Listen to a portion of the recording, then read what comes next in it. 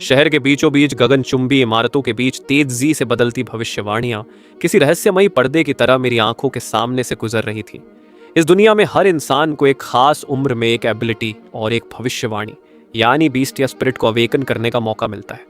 एक time traveller होने के नाते जब मैं इस दुनिया में आया था तो मेरा सपना था कि मैं कम से कम एसएसएस रैंक की कोई दैवीय शक्ति हासिल करूंगा, लेकिन नियति को कुछ और ही मंजूर था। पेइचिंग शहर की सबसे गंदी, बदनाम और अंधेरी झुग्गी झोपड़ियां, सिर पर 30 लाख युआन का भारी भरकम कर्ज, माता पिता का साया बचपन में ही उठ जाना। उस ठंडी रात को पेइचिंग की उस गंदी गली में सन्नाटा नहीं था। वहां केवल मेरी हड्डियों के टूटने की भयानक आवाजें गूंज रही थीं। मेरे शरीर पर लोहे की रॉड से बेरहमी से वार किए जा रहे थे। मेरी चीखें मेरी ही छाती में दबकर रह गई थीं। फिर एक जोरदार धमाका हुआ और मुझे हवा में उछालकर नीले रंग की अवेकनिंग स्टेज की सख्त दीवार पर दे मारा गया। पूरे शरीर में एक पल में असहनीय दर्द का तूफान उठ खड़ा हुआ। अरे ओ बेकार के कचरे, या तो मेरा पूरा पैसा ब्याज समेत अभी वापस कर, वरना इस सड़ती हुई लाश को यहां से उठाकर कुत्ते के आगे फेंक दे। मेरे सामने एक बेहद चौड़े कंधों वाला गंजा और खूंखार इंसान खड़ा था। उसके चेहरे पर एक गहरा कट का निशान था। उसके हाथ में एक भारी भरकम कठोर मिश्र धातु यानी एलॉय की बेसबॉल स्टिक थी, जिसके सिरे से मेरा ताजा लाल खून टपक रहा था।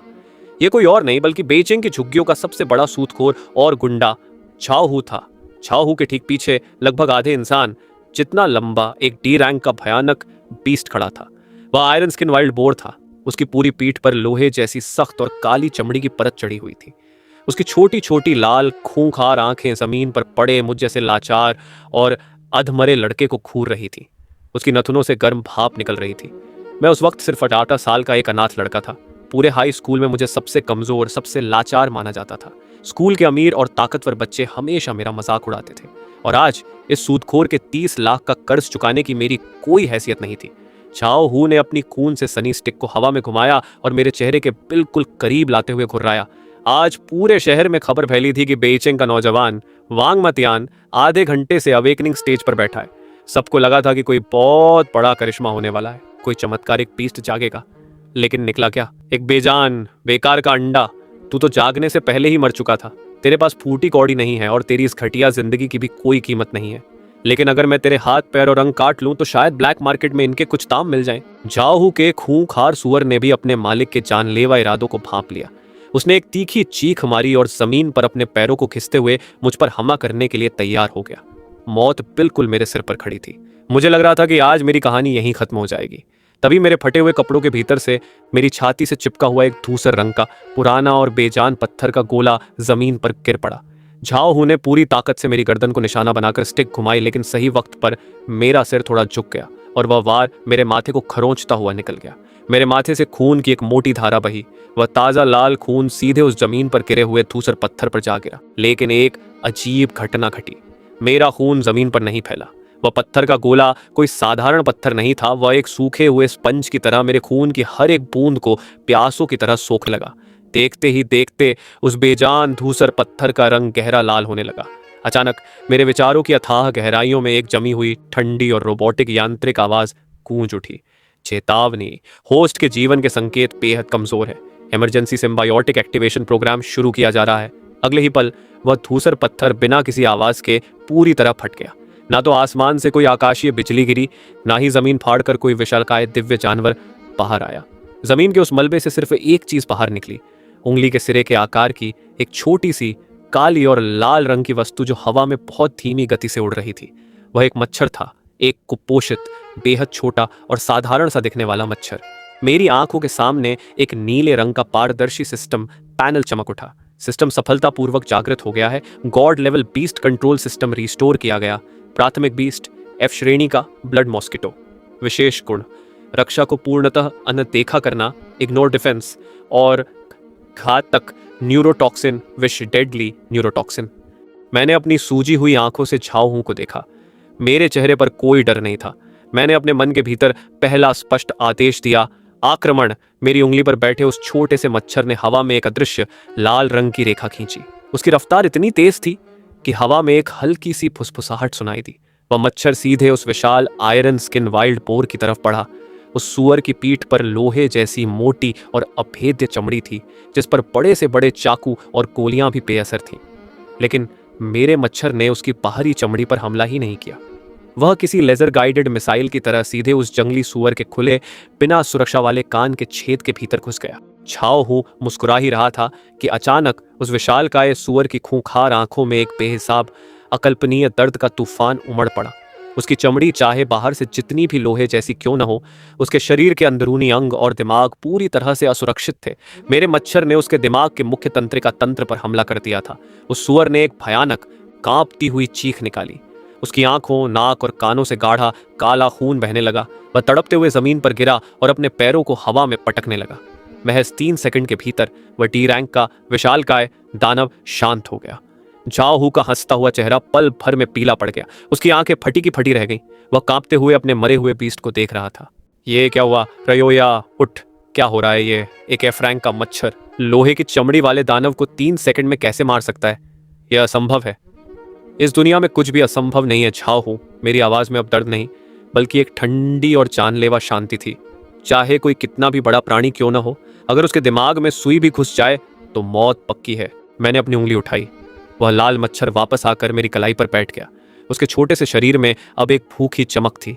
झाओ हू डर के मारे पूरी तरह बौखला गया।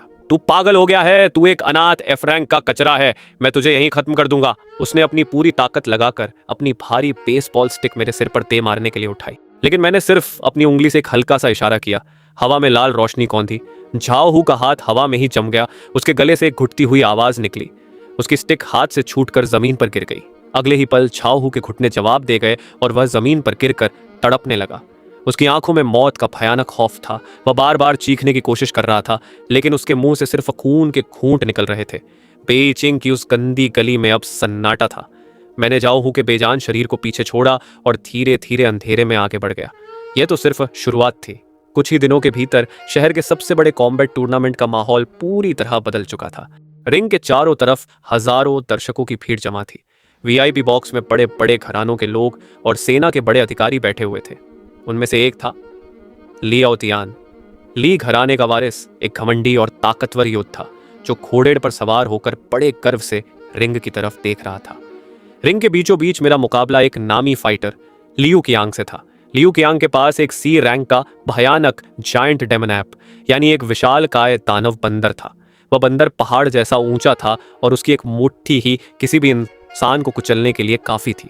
दर्शक चिल्ला रहे थे, इस एफ्रैंक के लड़के को बाहर फेंको, यह दानव बंदर इसे 1 मिनट में चबा जाएगा। लियू कियांग हंस रहा था।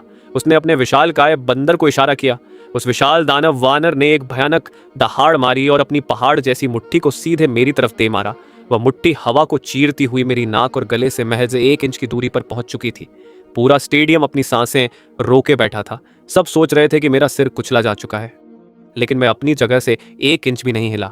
मैंने बस अपनी उंगलियों को हल्का सा हिलाया। Blood weld empire supersonic attack. एक चमकदार खून जैसी लाल रेखा हवा को चीरती हुई सीधे उस विशाल वानर की दोनों भौहों के बीच से गुजर गई। वह पहाड़ जैसा विशालकाय दानव बंदर हवा में ही थम गया। उसकी विशाल मुट्ठी मेरी नाक के पास रुकी रही। अगले ही पल उस खूंखार जानवर के चेहरे के सारे एक्सप्रेशंस बदल गए। असली शिकार तो अब शुरू होने वाला था। स्काई ब्लू स्टोन की विशाल दीवारों के किनारे, लोहे की जालीदार पाड़ और बड़े बड़े फ्यूल टावरों के पार पेड़ों का एक असीम भयानक विस्तार फैला हुआ था। यही वह रेखा थी जो मानव सभ्यता को बाहरी दुनिया के जानलेवा जंगलों से अलग करती थी। लोहे की जाली के उस पार एक अनंतिम प्राचीन जंगल था। वर्षों से उस जंगल की हवा में एक जहरीली लाल रंग की ज्वाला फैली हुई थी, जिसने वहां के जानवरों को खूंखार म्यूटेंट्स में बदल दिया था। एक साधारण छात्र के लिए वह जगह नर्क थी, लेकिन मेरे लिए वह स्वर्ग से कम नहीं थी। आधे घंटे बाद मैं जंगल के भीतर लगभग 5 किलोमीटर अंदर पहुंच चुका था। मैंने जानबूझकर मुख्य रास्तों को छोड़ दिया था। मैं उन इलाकों से दूर रहा जहां साधारण म्यूटेंट जानवर घूमते थे। इसके बजाय मैं जंगल के सबसे गहरे, अंधेरे और जहरीले दलदली क्षेत्र की तलाश कर रहा था। मैंने अपने कंधे पर टंगे उस बड़े बोरे की रस्सी खोली और सैकड़ों किलोग्राम बदबूदार खून से सने हुए आंतरिक अंगों और कच्चे मांस को उस दलदली जमीन पर उड़ेल दिया। ताजे और सड़े हुए खून की गंध पल भर में पूरे दलदल में फैल गई। उसी सेकंड मेरी कलाई, मेरी गर्दन और मेरे बालों के पीछे से काले लाल मच्छरों का एक विशाल झुंड भिन भिनाता हुआ बाहर निकला। मेरी मच्छर सेना की संख्या अब 500 तक पहुंच चुकी थी। प्रजनन शुरू करो, मैंने सर्वोच्च आदेश दिया। वह दृश्य किसी भी आम इंसान के लिए एक भयानक दुस्वप्न जैसा होता। 500 खूंखार मच्छर उस मांस के ढेर पर टूट पड़े। वे लालच से उस खून को चूसने लगे। जैसे जैसे ऊर्जा उनके शरीर में समाने लगी, उनके पेट गहरे लाल और हरे रंग में चमकने लगे। मेरी मच्छर रानी यानी मिंगहे हवा में आधी खड़ी थी। उसके पंखों से एक बहुत ही धीमी आवृत्ति की कंपन तरंगे निकल रही थीं, जो पूरे झुंड के मेटाबॉलिज्म को 100 गुना तेज कर रही थी। संख्या का विस्फोट शुरू हो चुका था। 500 से 1000, 1000 से 2000 और देखते ही देखते मच्छरों की संख्या हजारों में पहुंचने लगी। लेकिन मेरा असली मकसद सिर्फ संख्या बढ़ाना नहीं था। मैंने अपने दिमाग में नीले रंग के सिस्टम पैनल को खोला। सिस्टम नोटिफिकेशन, क्या आप 200 इवोल्यूशन पॉइंट्स खर्च करके विशेष पर्यावरण जेनेटिक म्यूटेशन अनलॉक करना चाहते हैं? हाँ, अनलॉक करो, मैंने मन ही मन कहा। अनलॉक होते ही नवजात मच्छरों के भीतर एक भयानक बदलाव दिखने लगा। अब वे मच्छर केवल काले और लाल नहीं थे। उनके पेट के नीचे एक छोटा सा हरे रंग का चमकता हुआ थैला बन चुका था, जिसके भीतर अत्यधिक दबाव वाला, धातु को भी पिघला देने वाला तेजाबी जहर भरा हुआ था।